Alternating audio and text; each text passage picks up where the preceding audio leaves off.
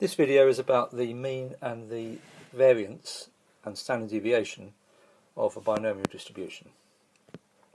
So let's suppose we've got a variable x which has a binomial distribution with n trials and the probability of success is p. It can be shown that the mean, which is the expected value, is simply n times p. And it can also be shown that the variance is np 1 minus p. So if, for example, we've got a binomial distribution with 100 trials and the probability of success is 3/5, then the expected value is n times p, which is 60, and the variance is n times p times 1 minus p, which works out to be 24. So here is another example. A factory produces 500 bears a day, 9 out of 10 are stitched perfectly. What's the mean and standard deviation for the number of bears that are stitched perfectly? So what we've got is a binomial distribution with 500 trials, and the probability of success is 9/10. So the mean, the expected value, is n multiplied by p, which is 450, and the variance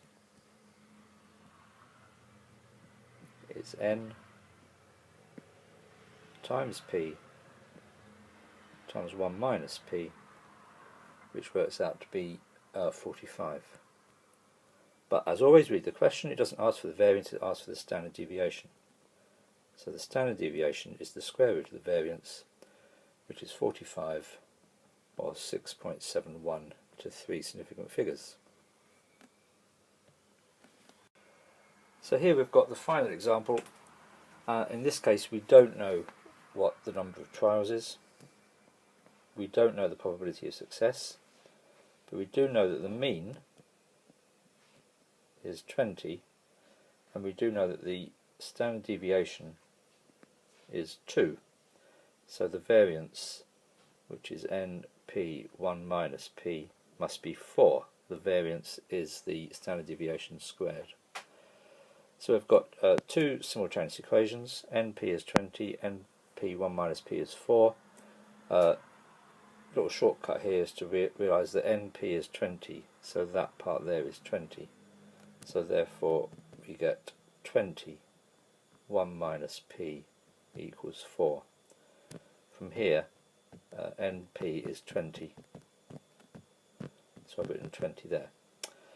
So from that means 1 minus p is 4/20, which is a fifth, which means p is 4/5. And so put that back into this equation here. We can work out what n is. Therefore n times 4/5 equals 20, which means n is 5/4 of 20, which is 25. Now the question doesn't ask for n and p, it asks for the probability that x is greater than 20. So we now know what the distribution is. X is a binomial distribution. We know that n is 25 and the probability of success is 4/5, and we want to know what is the probability that x is greater than 20. Now going back to our tables, remember it becomes a problem when the probability of success is greater than a half. So we need to think of successes and failures. So if x is the number of successes, which can be any number from 0 in fact up to 25, then y is the number of failures.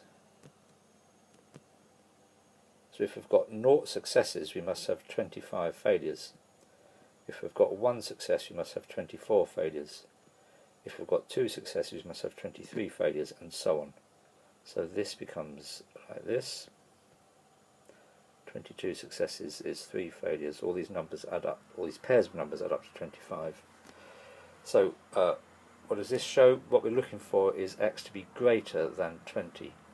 So we're after the probability of the number of successes to be 21 or more, which means the failures has got to be 4 or fewer.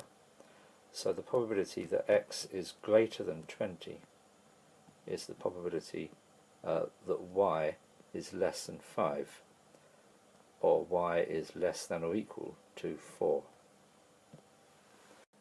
So our distribution is the number of failures. It's a binomial distribution, 25 trials. The probability of a failure is 1/5. So we go to the n is 25 part of the tables. We look at a fifth. The fifth is 0.2. We want less than or equal to 4. So we're looking along this line here. We're looking down here. So we get 0.4207. So this is 0.4207. That's to 4 decimal places. And that's that example completed.